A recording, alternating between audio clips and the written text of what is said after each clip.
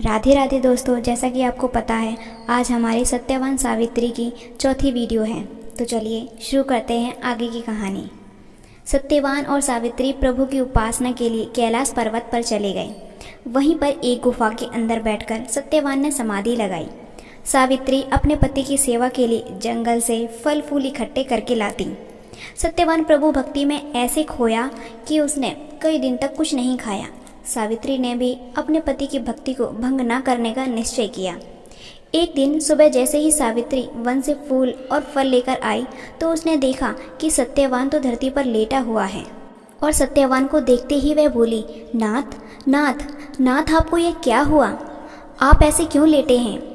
तब सत्यवान ने कहा, प्रिय, मेरे सारे शरीर में बड़े जोरों का दर्द हो रहा है।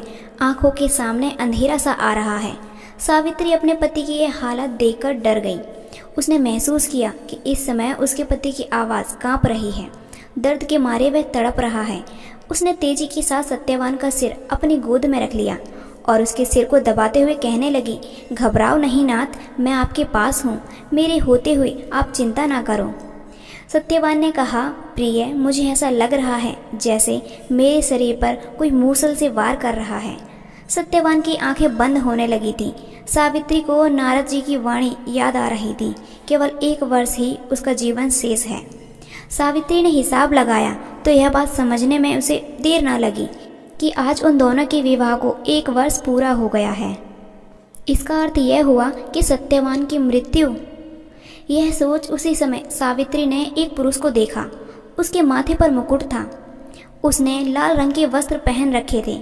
उसका पूरा शरीर तेज प्रकाश की भांति चमक रहा था, जैसे वह कोई तेजस्वी हो, अति शक्ति का स्वामी, महान बलधारी हो। उसकी तेज नज़रों से एक ऐसा प्रकाश निकल रहा था जिसके सामने कोई भी टिक नहीं सकता था।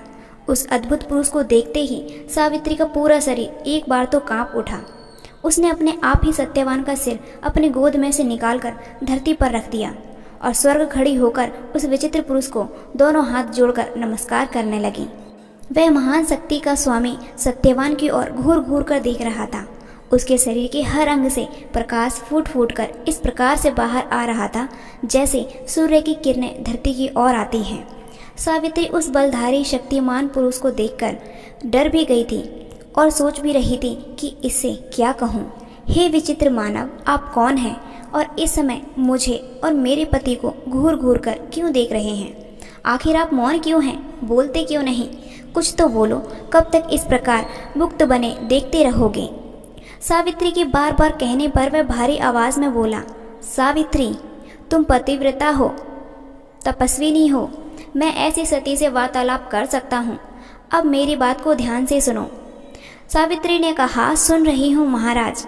देखो, तुम्हारे पति सत्यवान की जितनी आयु विधाता ने लिखी थी वह पूरी हो चुकी है और मैं यमराज स्वयं इसे लेने आया हूँ, क्योंकि ऐसे भद्र पुरुष और प्रभु भक्त को लाने के लिए मैं अपने यमदूतों को तो नहीं भेज सकता।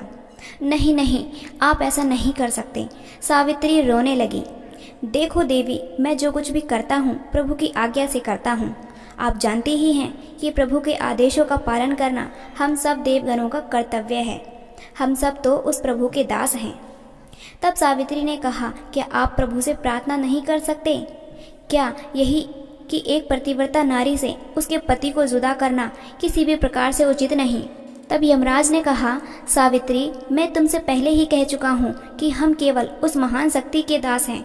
जीवन तो वे ही देते हैं और जीवन का अंत करने का कार्य हम उनके आदेशों का पालन करने के लिए करते हैं।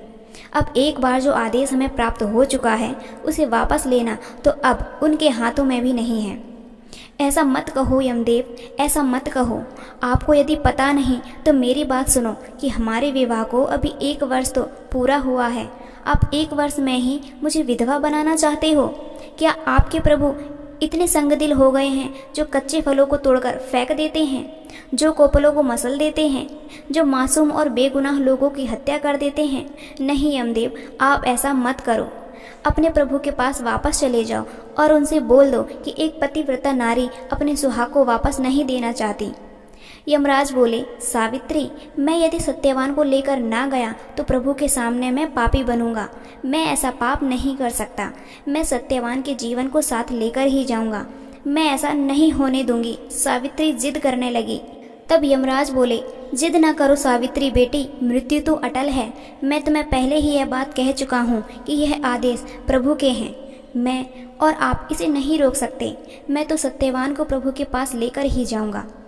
यदि ऐसी ही बात है यमराज जी, तो आप मेरा भी फैसला सुन लें।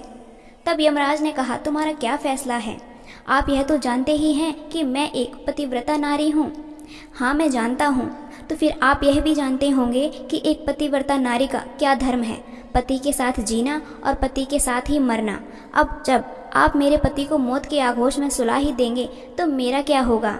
तुम अपने पति की मृत्यु के पश्चात सती हो जाना, यही एक नारी का धर्म है। यमराज ने ऐसा कहा। यमराज जी, धर्मराज जी, मैं सती तो जरूर हो जाऊंगी, परंतु चिता में नहीं, अपने पति के साथ भगवान जी के पास जाकर। जहाँ मेरे पति की मृत्यु होगी वहीं मेरी होगी। हमने 7 फेरे लेकर अग्नि के सामने यह कसम खाई थी कि हम जिएंगे तो एक साथ और मरेंगे तो एक साथ। सावित्री, ऐसी जिद ना करो। यमदेव, यह जिद नहीं बल्कि त्याग है, धर्म का पालन है। मैं पतिव्रता नारी धर्म का पालन कर रही हूँ। आप तो देवता हैं, आपको तो मुझे आशीर्वाद देना चाहिए। कैसा आशीर्वाद? दोनों को एक साथ जीने का अथवा एक साथ मरने का। तुम्हें मौत मैं कैसे दे सकता हूँ? मुझे मृत्यु नहीं दे सकते देव। हे देव, आप मृत्यु और जीवन दोनों के स्वामी हो। ऐसे में एक सती के लिए यह वरदान दे दो कि मैं सदा सुहागिन बनकर अपने पति की सेवा करती रहूं। सावित्री, तुम वास्तव में ही एक देवी हो, परंतु मैं तुम्हें सत्यवान के जीवन को छोड़कर हर चीज दे सकता हूँ। बोलो, तुम्हें क्या चाहिए? यमदेव जी, मेरे ससुर की देखने की शक्ति समाप्त हो चुकी है। आप अपनी कृपा से पुनः शक्ति देने की कृपा करें। ऐसा ही होगा सावित्री, जो तुमने मांगा है उसे मैं पूरा करूँगा। यमराज जी, आप मेरे ससुर का खोया हुआ राज्य फिर से वापस दिला दें। ऐसा ही होगा देवी। यमराज जी सत्यवान को लेकर स्वर्ग की ओर जाने लगे तो सावित्री भी उनके साथ साथ चलने लगी। तो दोस्तों, इस वीडियो में इतना ही। मिलते हैं नेक्स्ट वीडियो में। तब तक के लिए अगर आपको ये वीडियो पसंद आई है तो इसे लाइक शेयर करके कमेंट करना बिल्कुल ना भूलें। और हाँ, अगर आपने हमारे चैनल को सब्सक्राइब नहीं किया है तो इसे अभी सब्सक्राइब कर लें और साथ ही बने नोटिफिकेशन बेल को ऑन जरूर कर लें, ताकि आने वाली सभी वीडियो आपको समय पर मिलती रहे। हरे कृष्णा, राधे राधे।